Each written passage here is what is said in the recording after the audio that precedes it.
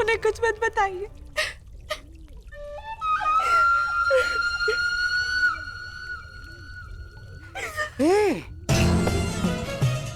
अच्छी ना, तुम आओ आओ, क्या बैठो।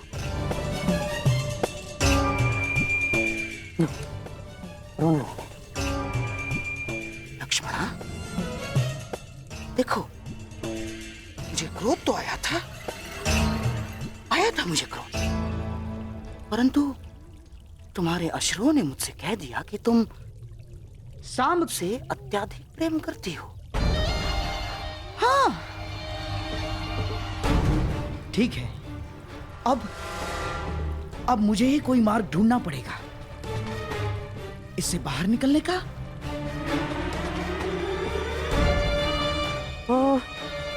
तुम क्या सांब को अभिमन्यु के विवाह में ला सकती हो? बताओ ना, बुला सकती हो तुम? हाँ, परंतु पिताश्री भी वहां होंगे ना? वही तो मैं चाहता हूँ लक्ष्मणा। केवल तुम्हारे पिताश्री नहीं, अपितु तुम्हारे पिताश्री दुर्योधन के साथ साथ सांब के पिताश्री कृष्ण भी वहां उपस्थित होंगे।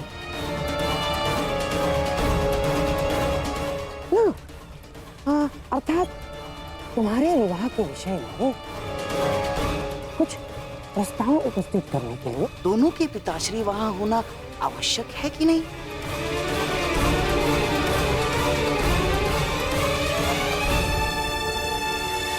परंतु पिताश्री कभी नहीं मानेंगे। ना ना ना, तुम दुर्योधन की चिंता बिल्कुल मत करना, मैं उसे समझा दूंगा। सच? हाँ, अरे मैं अपनी लक्ष्मणा के लिए इतना भी नहीं कर सकता। तुम बस किसी भी परिस्थिति में सांब को वहां उस विवाह में ले आना, शेष सब मैं संभाल लूंगा। हाँ? धन्यवाद मामाश्री। सांब अवश्य आएंगे, हम अभी से संदेश भेजते। हाँ।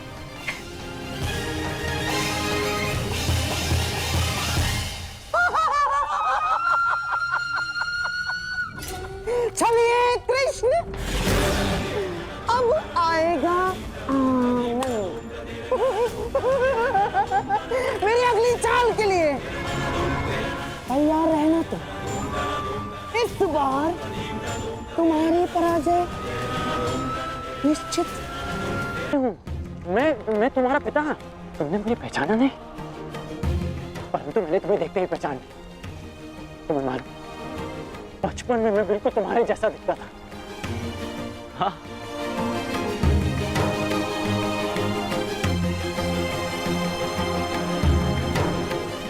वही मुख,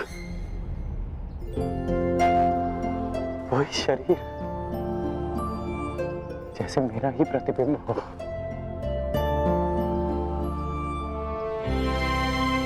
तुम बिल्कुल मुझ पर गए हो पुत्र।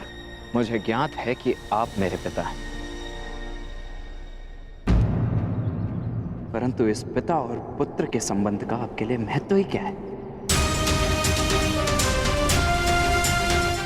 मेरी बात सुनो पुत्र, इस बात का क्या तात्पर्य है पुत्र? यही कि सदा आपने अपने परिवार से अधिक महत्व अपने लक्ष्यों को दिया। आपके लिए वो महत्व नहीं रखते थे जिन्होंने आपसे प्रेम किया। आपके लिए वो महत्व रखते रहे जिन्होंने आप पर उपकार किया या जिन्हें आपने वचन दिया। परंतु मेरे लिए सबसे अधिक महत्वपूर्ण मेरा परिवार है। सबसे अधिक महत्व मेरे अपनों का है। मेरी बात सुनो पुत्र, मेरी बात सुनो। इतना रुष्ट हो अपने पिता से। जब मेरी आयु में पहुंचोगे तब जानोगे कि मनुष्य के लिए उसका कर्तव्य कितना महत्वपूर्ण होता है। मैं यहाँ केवल तुमसे मिलने आया हूं। अपना मुख मत फेरो मुझसे। इतने वर्षों पश्चात मैं तुमसे मिल रहा हूं और तुम्हें लगता है इस अवसर का कोई महत्व नहीं मेरे लिए? रुष्सेन,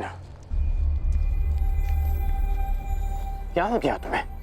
तुम मेरी बात सुन क्यों नहीं रहे हो? मुझे तुमसे ये आशा नहीं थी। तो और क्या आशा थी मुझसे, मेरे पूज्य पिताश्री, कि कैसा व्यवहार करूंगा? वैसा ही व्यवहार करूंगा जैसा वो पुत्र करते हैं जिनके पिता उनसे वर्षों के पश्चात मिलते। आपका स्वागत करूंगा, आपको आलिंगनबद्ध करके अश्रु बहाऊंगा। आपने कभी सोचा है कि वर्षों के पश्चात जब आप अपने परिवार के पास लौटोगे तो सब आपकी व्याकुलता से प्रतीक्षा कर रहे होंगे? कदाचित शेष ने ऐसा किया, परंतु मैं भिन्न हूं। आपकी भांति मैं अपने परिवार को उनके हाल पर नहीं छोड़ सकता। मेरे लिए सबसे अधिक महत्व मेरे परिवार का है। मेरे लिए भी, मेरे लिए भी, परंतु मेरे लिए मेरा धर्म, मेरा कर्म, मेरा कर्तव्य भी उतना ही महत्वपूर्ण है।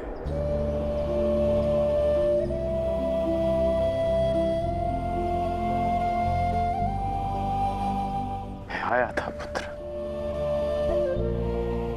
परंतु मैं तुमसे मिल नहीं पाया। वो हस्तिनापुर की ओर से दिग्विजय के लिए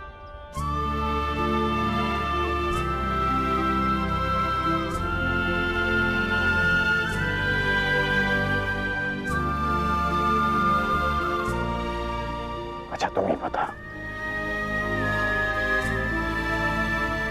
यदि मनुष्य केवल अपने लिए जिएगा, अपने ही सुख के बारे में सोचेगा, तो क्या हमारी आने वाली पीढ़ी का धर्म से विश्वास नहीं उठ जाएगा?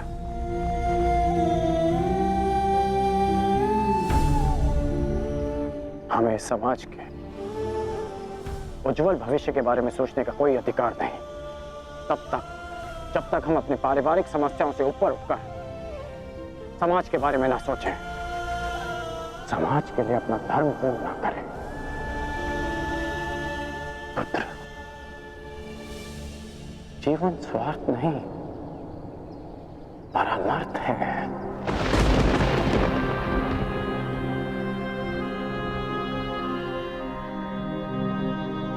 मैंने जो कुछ भी किया उसका मुझे कोई पश्चाताप नहीं, कोई ग्लानि नहीं, क्योंकि मैं स्वयं के लिए नहीं समाज के लिए जिया हूं, लोगों के हित के लिए लड़ा हूं। मैंने जीवन भर परिवर्तन के लिए संघर्ष किया। जानते हो क्यों? क्योंकि जब भी मैंने ऐसा किया तो मैंने लोगों की आंखों में आशा की किरण देखी। संसार में परिवर्तन लाने से पूर्व हमें स्वयं में परिवर्तन लाना चाहिए। इसलिए मैंने ये सब किया पुत्र। और यदि मैं ऐसा नहीं करता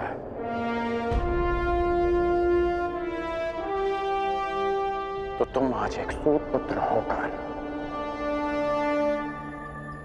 हाथ में शस्त्र नहीं उठा पाते।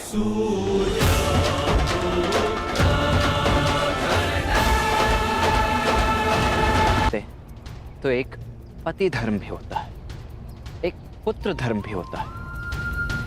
यदि कर्तव्य की बात करते हैं ना, तो अपने परिवार और पुत्र के लिए भी मनुष्य का कर्तव्य होता है। और यदि समाज की बात करते हैं तो ये मत भूलिए कि समाज परिवारों से मिलकर बनता है। आप जिसे परमार्थ कह रहे हैं वो आपका परम स्वार्थ है, और कदाचित मेरा स्वार्थ मेरा परमार्थ। आप अपना धर्म निभाइए और मैं अपने संबंध निभाता हूं।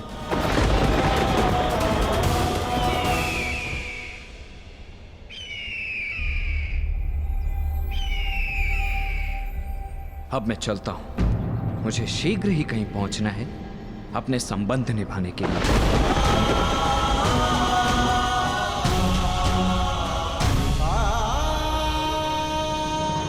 नहीं मामाश्री, मैं कह चुका हूं, लक्ष्मणा विराटनगर नहीं जाएगी, बस। अपनी शत्रुता के कारण अपनी बच्ची का मन तोड़ना कहाँ का न्याय है दुर्योधन? हमारी बच्ची लक्ष्मणा को हमारे साथ ले जाना उचित होगा दुर्योधन। अरे कदाचित आप भूल रहे हैं मामाश्री कि विराट नगर हमारा मित्र नहीं शत्रु राज्य है। कोई अनहोनी हो गई तो, युद्ध छिड़ गया तो। मैं कुछ नहीं भूला हूं दुर्योधन, परंतु समझो बात को, ये निमंत्रण युद्ध का नहीं, विवाह समारोह का निमंत्रण है। उस अभिमन्यु का विवाह समारोह है। और दुर्योधन, हमारी नई पीढ़ी का पहला विवाह है, उसमें हमारी बच्ची को ले जाना अनुचित नहीं है। अरे मामाश्री क्षमा कीजिए मुझे, परंतु ये मुझे स्वीकार नहीं है। मैं अपनी पुत्री को संकट में नहीं डालूंगा, बस। दुर्योधन, देखो ये मत भूलो कि ये आमंत्रण पांडवों की ओर से आया है, अर्थात पांडव शांति बनाए रखने के लिए कुछ भी कर सकते हैं, कुछ भी, जिससे किसी पर भी कोई भी संकट आए। मामाश्री बस, अब मुझे और कुछ नहीं सुनना है। ठीक है, जैसा तुम उचित समझो। रुकिए मामाश्री, क्या चल रहा है आपके मस्तिष्क में?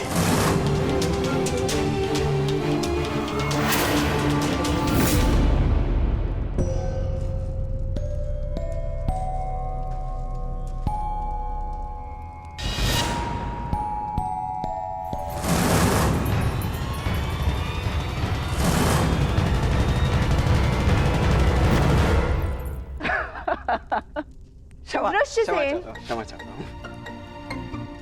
नहीं, मैं क्षमा चाहती हूँ तुम्हें इस प्रकार यहाँ बुलाने के लिए, परंतु बात ही कुछ ऐसी थी। मैं एक विवाह में जा रही हूँ और मैं चाहती हूँ कि सांब भी वहां उपस्थित हो और उसे केवल तुम ही वहां ला सकते हो, तो तुम्हारी बात अवश्य मानेंगे। अच्छा, तुम्हारे कहने का तात्पर्य है कि वो तुमसे अधिक मेरी बात मानेगा। वृषसेन, ये परिहास का समय नहीं है, मेरी जान पर लगी है। अब मैं स्वयं जाके तो उन्हें वहां से आने को नहीं बोल सकती ना, क्योंकि मैं जानती हूँ कि वो नहीं आएंगे, परंतु इस बार उनका वहां आना अति आवश्यक है। और तुम मेरे मित्र होके ऐसे उपहास कर रहे हो। अरे अरे, ठीक है, यदि इतना ही आवश्यक है तो मैं स्वयं जाकर कुमार सांब को लेकर उपस्थित हो जाऊंगा। कहाँ है विवाह? विराट नगर में। वहां तो कुमार अभिमन्यु के विवाह का आयोजन चल रहा है ना, अर्थात तुम उस विवाह में। प्रश्न ये नहीं है कि लक्ष्मणा विराटनगर जाए या ना जाए, प्रश्न ये है कि आप उसे वहां ले जाने का हट क्यों कर रहे हैं? क्यों मामाश्री? ऐसा कुछ नहीं है दुर्योधन।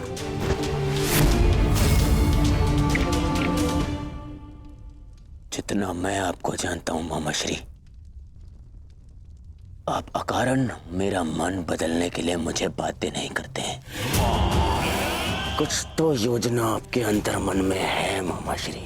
अब भला मेरे मन में क्या योजना हो सकती है? मैं ये जो कुछ भी कर रहा हूँ अपनी बच्ची लक्ष्मणा की प्रसन्नता के लिए कर रहा हूँ, और कोई योजना नहीं है इसमें। बेहतर होगा कि ना हो मामाश्री, क्योंकि यदि ये कोई आपकी योजना है जिसमें आपने मेरी पुत्री का उपयोग करना चाहा, तो मैं आपको क्षमा नहीं करूंगा मामाश्री। ये क्या कह रहे हो दुर्योधन? मैं अपनी बच्ची लक्ष्मणा को लेकर छल करूंगा? आपके लिए कुछ भी असंभव नहीं है मामाश्री, परंतु सावधान करता हूँ, क्योंकि यदि मेरी पुत्री पर जरा सी भी आँच आई तो आप मेरी प्रतिक्रिया सहन नहीं कर पाएंगे, समझे? दुर्योधन, ये क्या हो गया है तुम्हें? तो बताइए, आप लक्ष्मणा को विराटनगर ले जाने में दबाव क्यों बना रहे हैं? मामाश्री, आपका ये मौन मेरे मन के संदेह की अग्नि को और भड़का रहा है। बोलिए, अन्यथा मैं अपना संयम तोड़ बैठूंगा। बोलिए।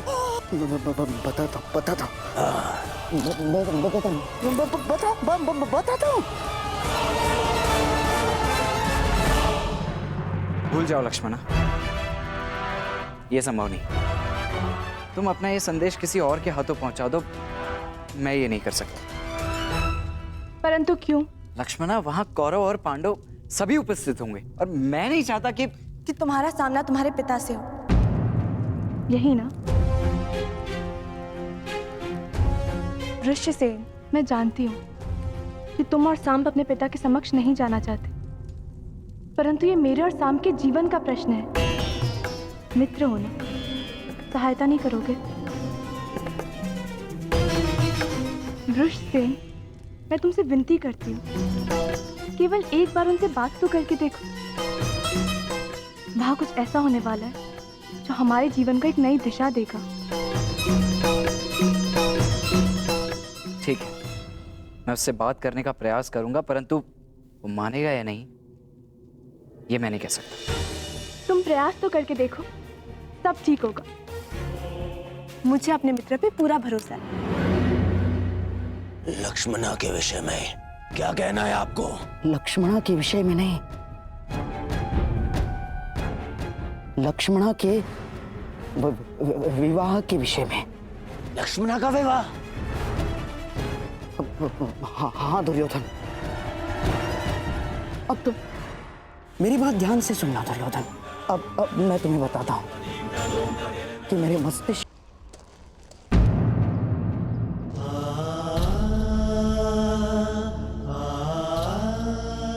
मुझे नहीं पता था कि आप अभी यही हैं। मैं जानता हूं तुम मुझसे रुष्ट हो पुत्र।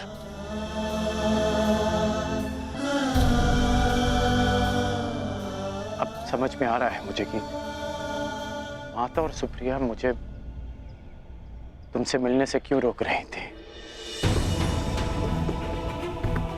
माता और दादी माँ को सदा यही लगता था कि हम एक दूसरे से ना मिलें, परंतु सत्य तो ये है कि मैंने सदैव इस भेंट की प्रतीक्षा की कि मैं आपको बता सकूं जो परिवर्तन आप लाना चाहते हैं वो बस केवल एक स्वप्न है जो कभी पूरा नहीं हो सकता। इतने वर्षों में भी आप कुछ नहीं कर पाए। साधारण असहाय मनुष्यों पर आज भी अत्याचार होते हैं, उन पर अन्याय होता है और इस अन्याय को रोकने का एक ही उपाय है, अत्याचार और अत्याचारियों को जड़ से उखाड़कर फेंक दिया जाए। ये हल नहीं है पुत्र, ये हल नहीं है। अपनी अपनी सोच है।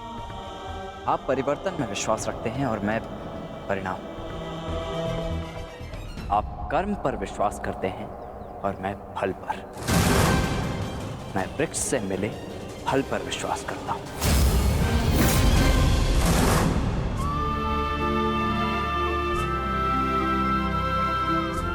मैं जानता हूं कि तुम्हारे भीतर मेरे लिए बहुत कड़वाहट होगी,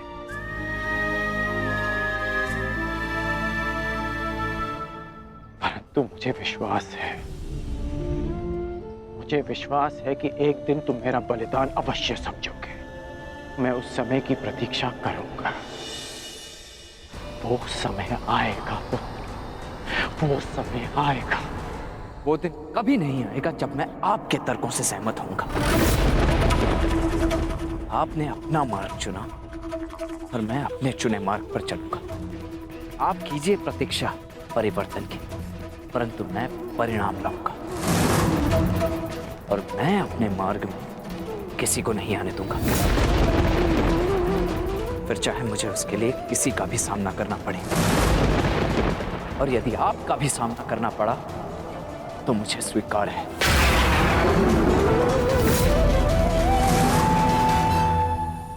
आपने अपना तर्क सामने रख दिया और मैंने अपना पक्ष आपको समझा दिया। अब ये अंतिम अवसर है जब हम मिल रहे हैं।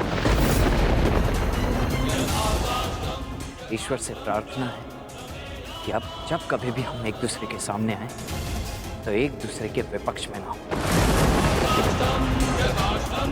क्योंकि यदि ऐसा हुआ तो हम दोनों में से कोई एक ही जीवित बचेगा।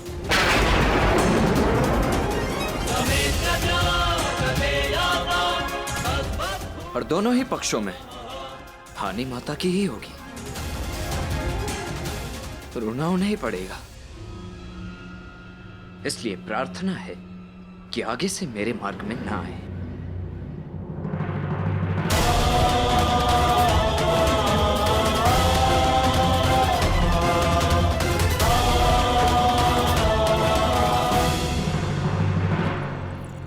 ये सुंदर है।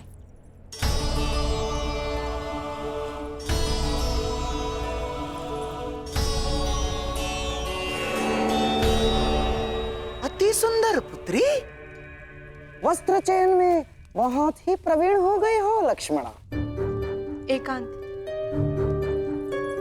नहीं नहीं मामाश्री, प्रवीण तो आप हैं मनाने में। हैं? मुझे तो विश्वास ही नहीं हो रहा कि ये चमत्कार कैसे हुआ। पिताश्री को कैसे मनाया? विश्वास के कारण, क्योंकि शकुनी हमेशा अपने दिए वचन पूर्ण करता है। तुम्हें भी मुझ पर विश्वास करना सीखना होगा लक्ष्मणा। मुझे आप पर पूरा विश्वास है मामाश्री। तो क्या तुमने वो किया जो मैंने तुमसे करने को कहा था? क्या संभ विवाह में आएगा?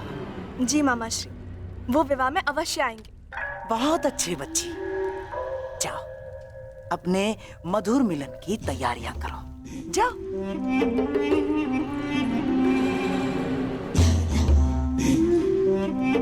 और मैं कृष्ण की पहली बार पराजय की कड़वी मुद्रा देखने की तैयारी करता हूं। मैं नहीं जानता कि तुम भविष्य देख पा रहे हो या नहीं, परंतु मैं तुम्हें हारता हुआ अवश्य देख पा रहा हूं। अवश्य। नहीं जीतोगे तुम, नहीं जीतोगे तुम। चलिए। समझ नहीं आता ऐसा क्या है इस मोरपंख में कि सब इसे देखते ही अपना शीश झुका देते हैं। क्यों इसे देखते ही सबके मन में भक्ति उमड़ पड़ती है। जाने दो मित्र, जिसके मन में जो भावना है उसे रहने ही दो।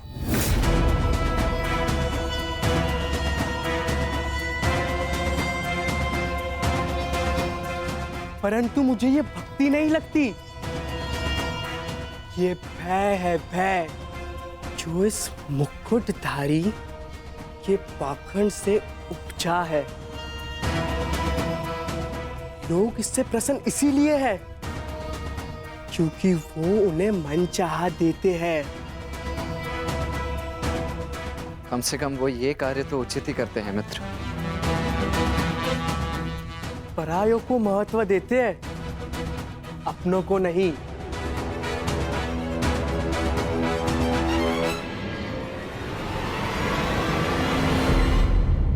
परंतु हम अपनों की बात करें मित्र। तो क्या निर्णय लिया तुमने? विराटनगर आ रहे हो ना? तुमने सुना नहीं, मैं वहां नहीं जाऊंगा जहां मेरे पिता महान श्री कृष्ण वासुदेव हो। मुझे समझाने में तुम अपना समय व्यर्थ कर रहे हो मित्र। मैं तो स्वयं तुम्हें वहां जाने से रोकने आया हूं मित्र, क्योंकि वहां जाना समय को व्यर्थ करना ही है, अनावश्यक है। वो अभिमन्यु तुम्हें एक आंख नहीं भाती तो तुम उसके विवाह में जाओगे क्यों? हाँ, वो माना कि लक्ष्मणा वहां आ रही है, परंतु उससे क्या अंतर पड़ता है?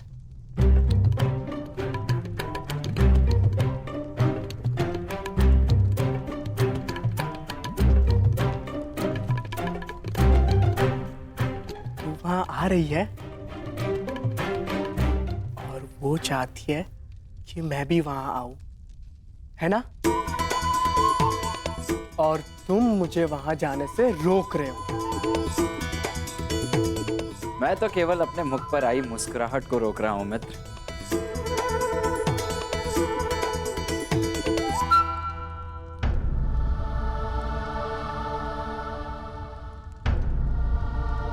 काकाश्री,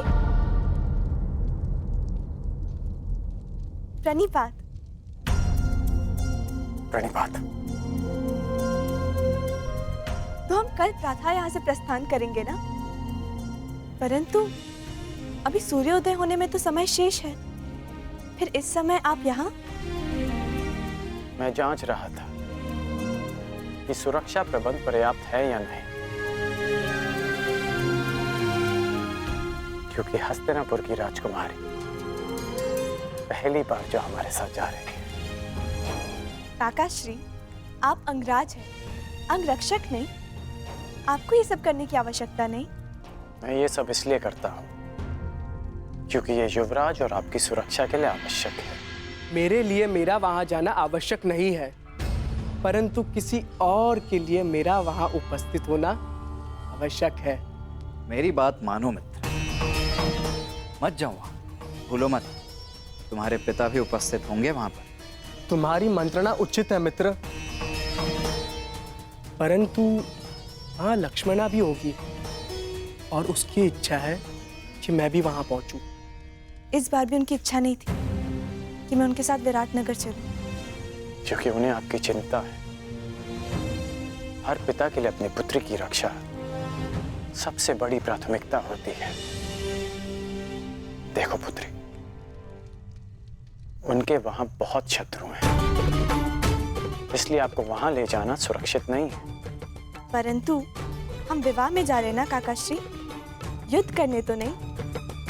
शत्रु शत्रु होता है, कब युद्ध छेड़ दे कोई नहीं जानता। और एक पिता का सबसे बड़ा कर्तव्य अपनी संतान की सुरक्षा होती है।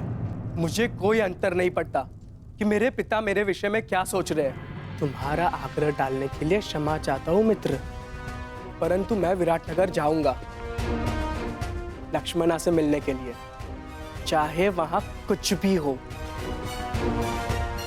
निश्चिंत होकर जाओ मित्र, यदि वहां कुछ होगा भी तो तुम्हारी रक्षा के लिए मैं वहां उपस्थित रहूंगा। चाहे जो हो राजकुमारी, स्मरण रखिएगा कि मैं आपकी रक्षा के लिए सदैव वहां उपस्थित रहूंगा।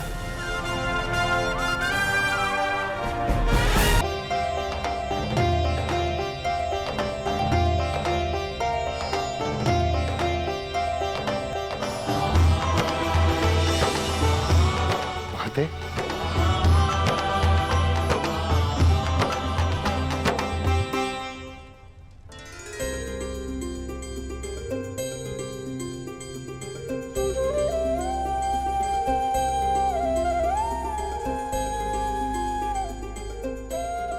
तेरह वर्षों से ये आंखें तुम सबको देखने के लिए तरस रही हैं। अच्छा, नेतृत्व हो जाने दो।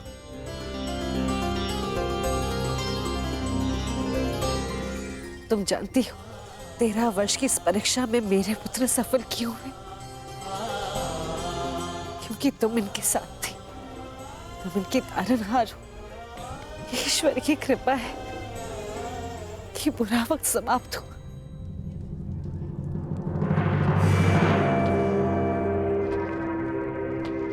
और किसी का बुरा समय प्रारंभ हुआ।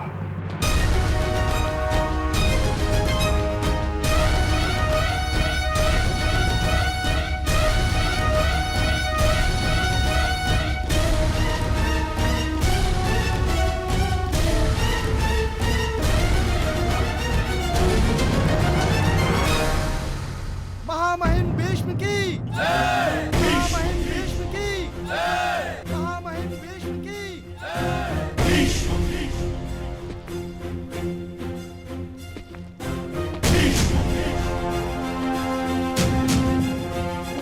आप यहाँ पधारे, हम धन्य हुए पितामह। प्रणिपात। आयुष्मान भव।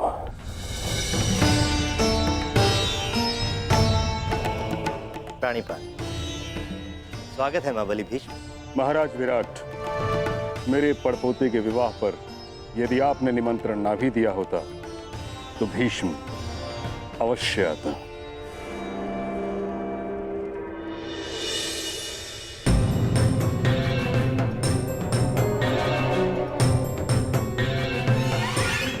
आइए महाबली भीष्म।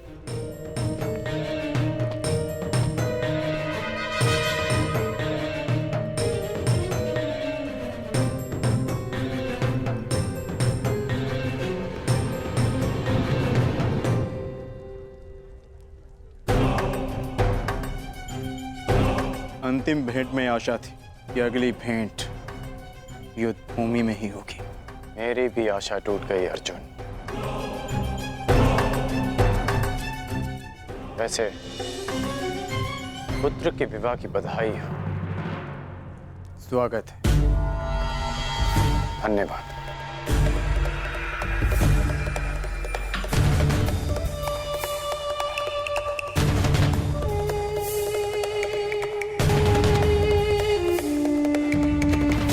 प्रणिपात।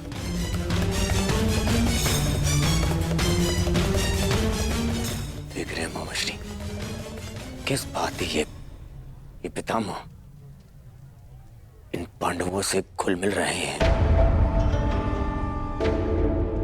कोई जाए उन्हें बताए, समझाए उन्हें कि कुछ ही समय पश्चात यही पांडव युद्ध में हमारे विरुद्ध खड़े होंगे। शांत रहो दुर्योधन। मुख मुद्रा सुंदर नहीं बना सकते तो कम से कम सुंदर शब्दों का प्रयोग तो करो। और ये मत भूलो कि हम यहाँ केवल अभिमन्यु के विवाह के लिए नहीं आए। हमें हमारी बच्ची लक्ष्मणा के विवाह के विषय में भी बात चलानी है। और एक कर्तव्यनिष्ठ पिता की भांति व्यवहार करना सीखो और ये बचपना छोड़ो।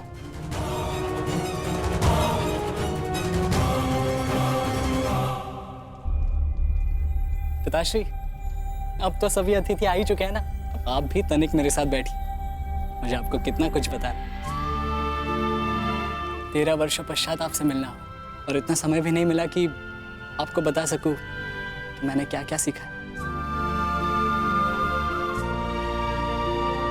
अवश्य।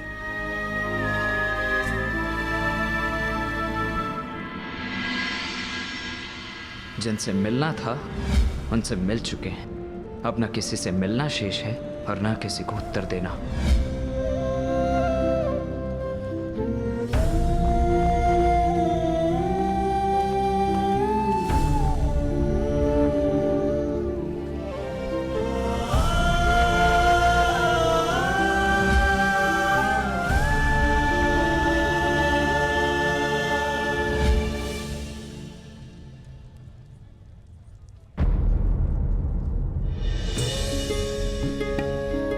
वासुदेव,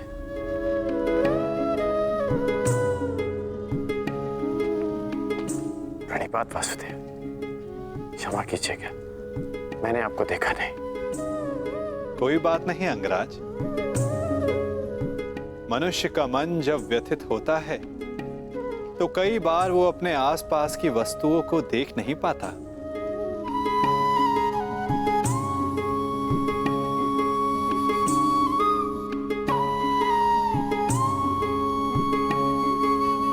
मैं व्यथित हूं,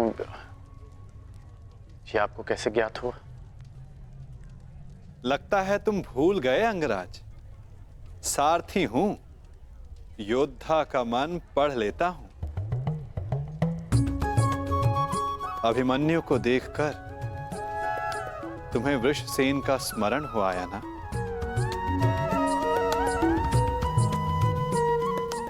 ना कहूंगा तो असत्य होगा।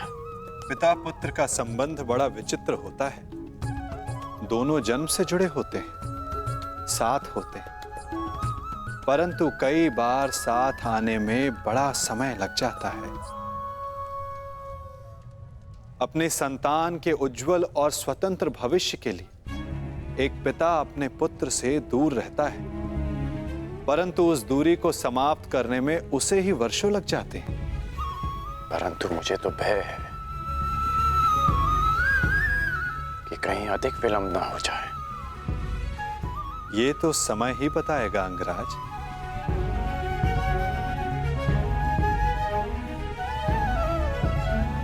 अच्छा वासुदेव, शाम कैसा है? वो आपके साथ नहीं आया? वो अच्छा है अंगराज। उसका यहां आने का मन नहीं था, इसलिए साथ नहीं आया। परंतु मन की गति बड़ी चंचल होती है अंगराज। क्या पता कब बदल जाए। वासुदेव, क्षमा कीजिएगा, परंतु मेरे पूछने का एक और तात्पर्य है। आपका आपके पुत्र से संबंध कैसा है? मैंने कहा ना अंगराज, पिता पुत्र का संबंध बड़ा विचित्र होता है। मेरी दशा तुमसे भिन्न नहीं है और मैं भी प्रारब्ध नहीं बदल सकता।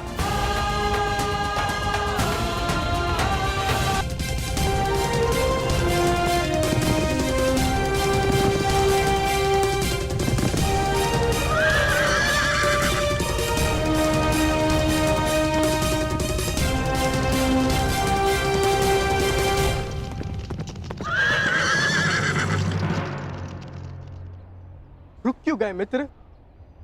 अभी विराटनगर दूर है। परंतु मेरा साथ यहीं तक था मित्र साम।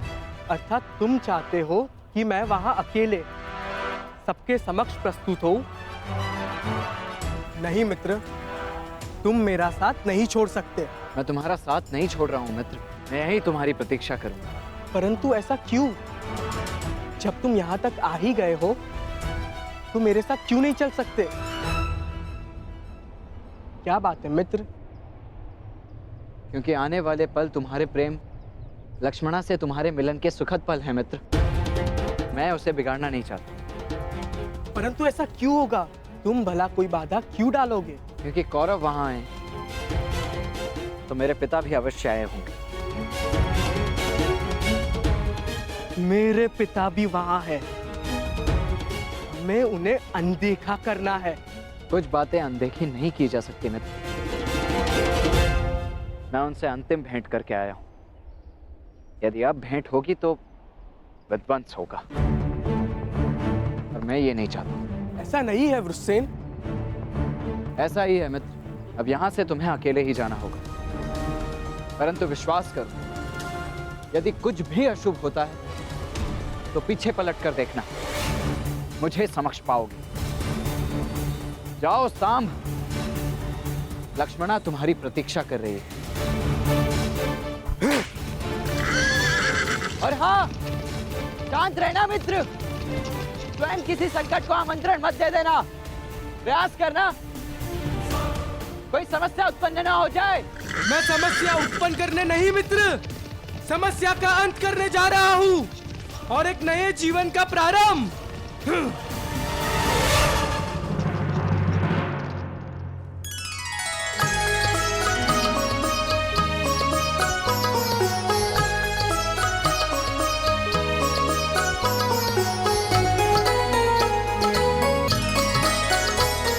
आपके लिए वो महत्व रखते रहे जिन्होंने आप पर उपकार किया या जिन्हें आपने वचन दिया, परंतु मेरे लिए सबसे अधिक महत्वपूर्ण मेरा परिवार है। आपने कभी सोचा है कि वर्षों के पश्चात जब आप अपने परिवार के पास लौटोगे तो सब आपकी व्याकुलता से प्रतीक्षा कर रहे होंगे, परंतु मैं भिन्न हूं। आपकी भांति मैं अपने परिवार को उनके हाल पर नहीं छोड़ सकता।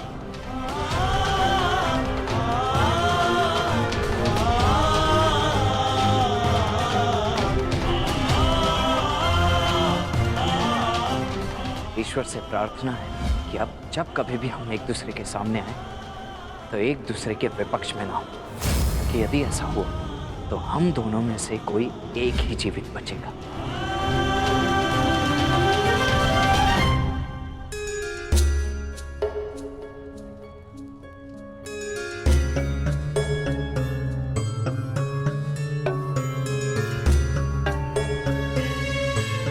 तुम्हारे मन की व्याकुलता में समझ सकता हूँ लक्ष्मणा, परंतु किसी की प्रतीक्षा में द्वार पर इतनी देर भी दृष्टि नहीं रखनी चाहिए कि सबकी दृष्टि तुम पर पड़ जाए। अवश्य कोई महान नीति का ज्ञान अपनी नातिन को दे रहे होंगे गांधार नरेश।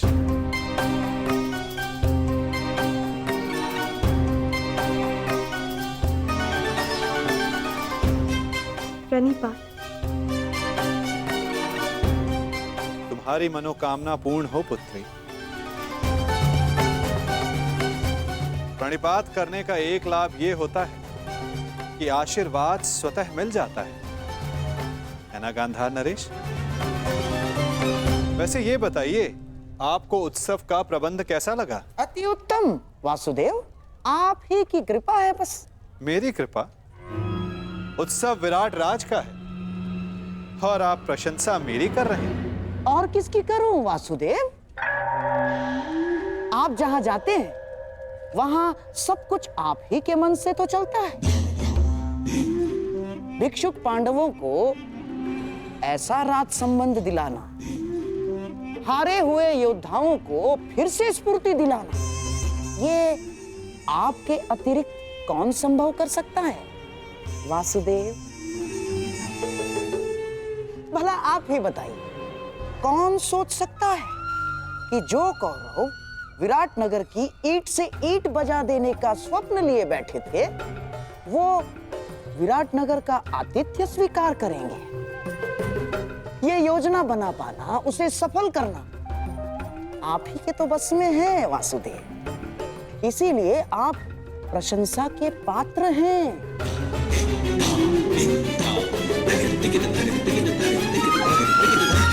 योजना के भवन तो आपने भी बनाए हैं गांधार राज, और उत्सवों का प्रबंध भी आपने बहुत किया है, उसमें सफलता भी मिली।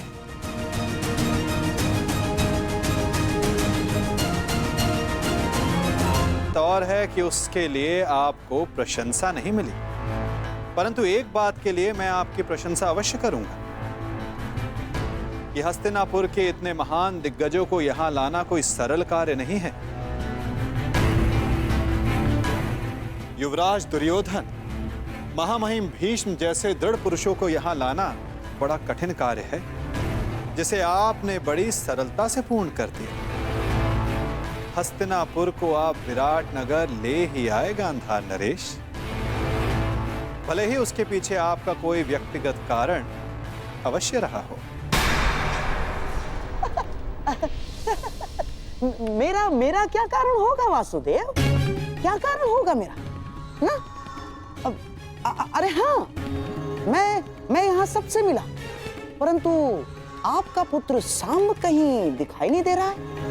क्या वो आमंत्रित नहीं है यहाँ? जिसे आना हो उसे आमंत्रण की क्या आवश्यकता? और यदि आपको सांब की कमी अनुभव हो रही है तो तनिक उधर देखिए गांधार राज।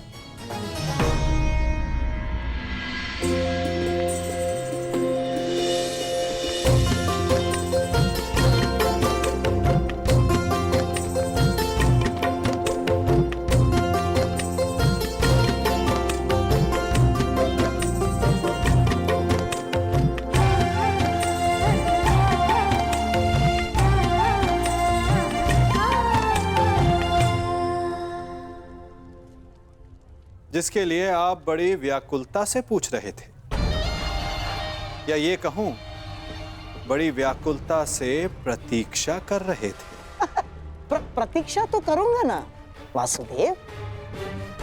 जब सारी अगली पीढ़ी यहाँ प्रस्तुत है तो आपके पुत्र सांब से भी मिलने का मन हो आया। और विराट नगर के लिए हस्तिनापुर से जो भेंट आई है उसका आनंद अधिक लोग उठा सके उतना अच्छा है? और आशा है कि मेरी भेंट सबको आनंदित ही करेगी वासुदेव।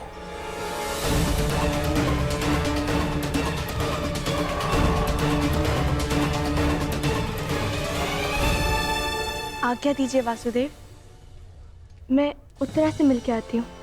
जाओ।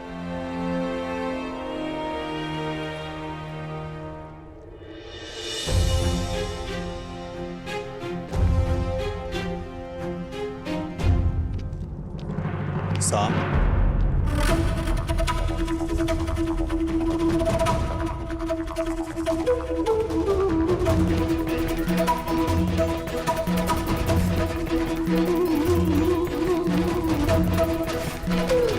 तुम वहां जहां मैं हूं? आश्चर्य हुआ तुम्हें देखकर। आश्चर्य नहीं, सौभाग्य है आपका पूजनीय पिताश्री। ये मत समझिएगा कि आपको लेकर मेरे विचार परिवर्तित हो गए। बात केवल इतनी है कि आज मेरा मन आनंद में था, बस उसे बांटने के लिए मैं अपने संबंधी के विवाह में चला आया। तुम उनमें से नहीं हो साम, जो केवल अपने मन के आनंद के लिए कुछ कर जाए। यदि तुम यहां आए हो तो अवश्य कोई छिपे हुए मंतव्य के साथ आए हो। पुत्र हो मेरे, इसे मेरी मंत्रणा समझो या चेतावनी, परंतु कुछ भी ऐसा मत करना जो अनिष्टकारी हो। वैसे पूरा भारतवर्ष एक महायुद्ध के ज्वालामुखी के मुख पर बैठा हुआ है। उस युद्ध को प्रारंभ करने का कलंक अपने सर पर मत ले लें।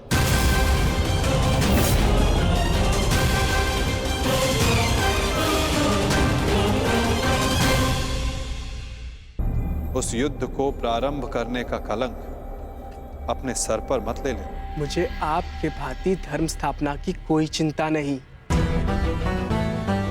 मैं यहाँ वो करने आया हूँ जिससे मेरे जीवन को संतुष्टि मिले। मैं संसार को नहीं, अपने जीवन को, अपने आनंद को महत्व देता हूँ। यदि संसार ही नहीं बचेगा तो जीवन में आनंद का क्या महत्व है पुत्र? वो आपकी सोच है, आपका कार्य। मैं वासुदेव कृष्ण नहीं हूं।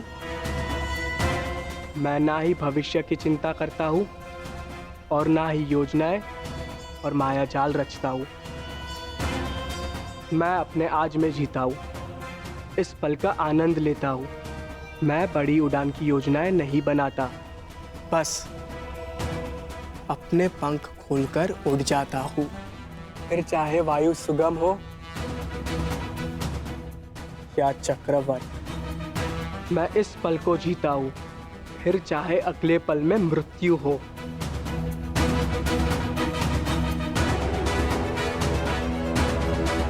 तुम नहीं समझोगे साम, उड़ने से मृत्यु नहीं होती। मृत्यु तब होती है जब वो धरा पर अनुचित तरह से टकराए। उड़ने में कोई बुराई नहीं, परंतु उड़ने से पूर्व धरा पर ठीक से उतरना आना चाहिए साम। चूंकि उड़ वही सकता है जिसके पांव ठीक से धरा पर टिके हो।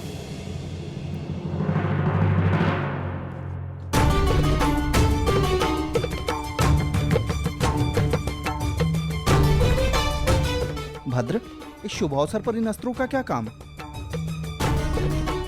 सज्ज रह रहा हूं। विवाह उत्सव है, युद्ध नहीं। मनुष्य का भाग्य और योद्धा का युद्ध कब ललकार दे किसे ज्ञान, इसीलिए तैयार रहना श्रेयस्कर है।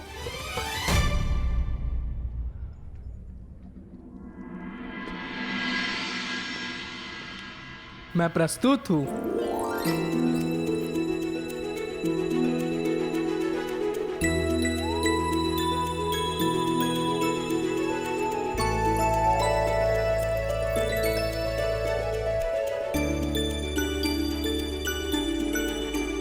अरे ये अश्रु क्यों? मुझे लगा मुझसे मिलकर तुम्हारे मुख पर मुस्कान आएगी। मुस्कान आते आते रह गई और भय से अश्रु निकलने लगे। मेरे रहते कैसा भय? अनिष्ट का भय। मुझे विश्वास ही नहीं हो रहा कि ये सब होने जा रहा है। आशा है कि आज कदाचित मेरे पिताश्री और तुम्हारे पिता के मध्य हमारी संबंध की बात हो, परंतु शुभ कार्य में अनिष्ट तो होते ही है ना। बस इसी भय से अश्रु निकल। कोई अनिष्ट नहीं आएगा लक्ष्मणा, और यदि आया तो उसे मेरे बाणों का सामना करना होगा।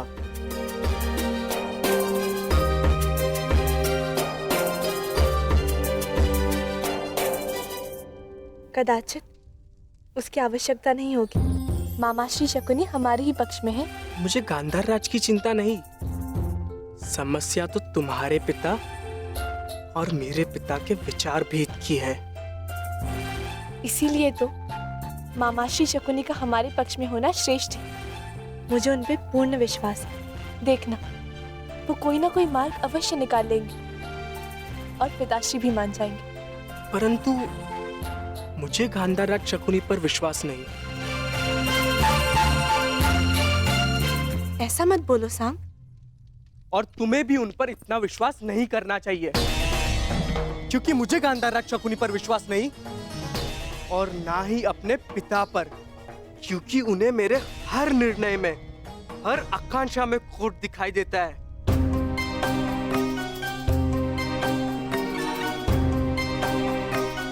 साम, तुम्हारे पिताश्री परम श्रद्धेय हैं, उनका सम्मान करो। अंततः उन्हीं की इच्छा पर हमारा संबंध निर्भर है। मेरा संबंध किससे होगा, ये मेरी इच्छा पर निर्भर करता है लक्ष्मणा। चलो देखते हैं क्या छिपा है मेरे पिता के मन में।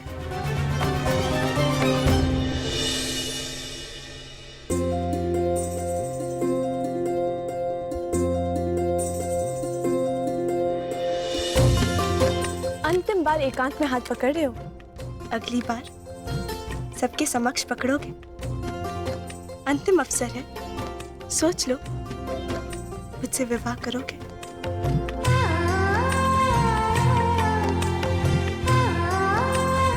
अवश्य। मेरे अतिरिक्त तुम्हारा हाथ कोई नहीं पकड़ पाएगा लक्ष्मणा।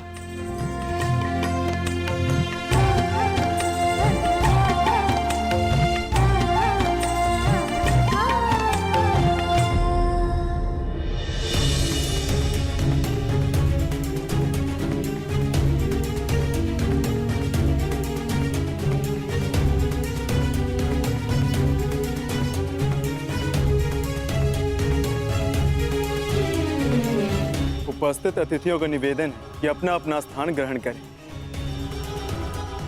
भोज का समय होने को। क्षमा चाहता हूं आप सबसे, क्षमा।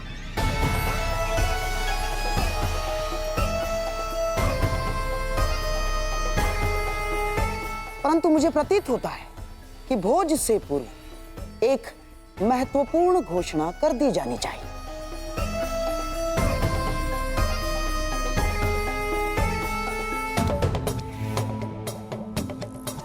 कैसी घोषणा गंधार नरेश? अब इसे घोषणा माने या प्रस्ताव? मैं शकुनी समस्त हस्तिनापुर की ओर से क्षमा का प्रस्ताव रखता हूं।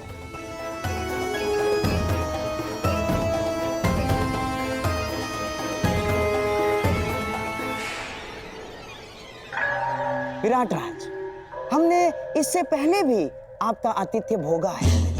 आपने हमारा सम्मान किया, हमारा सत्कार किया, परंतु मेरे प्रिय दुर्योधन ने पांडवों की खोज में सीमाओं का उल्लंघन किया। मैं जानता हूं आपका अपमान हुआ। उसके पश्चात हमने अकारण मत्स्य पर आक्रमण किया, कोई आवश्यकता नहीं थी।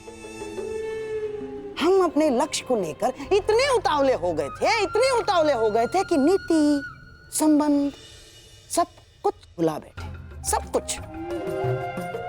और इसीलिए मैं शकुनी युवराज दुर्योधन की ओर से और समस्त हस्तिनापुर की ओर से आपका क्षमा प्रार्थी हूं और आपका आभार भी व्यक्त करता हूं कि आपने फिर भी हमें अपनी पुत्री के विवाह में आमंत्रित किया और हमें सम्मानित किया। आभार।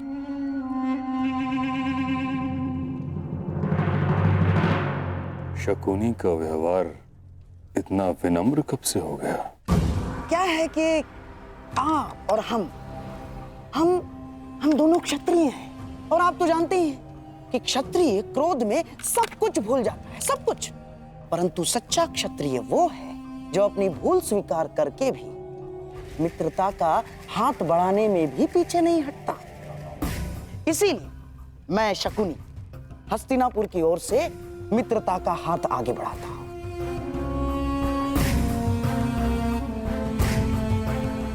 और इस मित्रता को बनाए रखने के लिए एक प्रस्ताव प्रस्तुत करता हूं।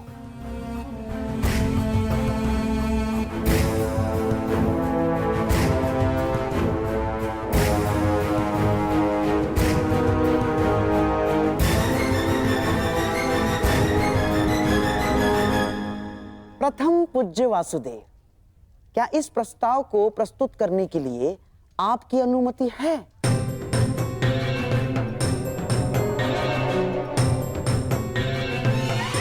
मित्रता बैर से सदैव श्रेष्ठ होती है गांधार राज। लो, अब तो स्वयं वासुदेव कृष्ण की अनुमति है। तो मैं हस्तिनापुर की राजकुमारी युवराज दुर्योधन की पुत्री लक्ष्मणा का हाथ विराट कुमार उत्तर के हाथ में देने का प्रस्ताव रखता हूं।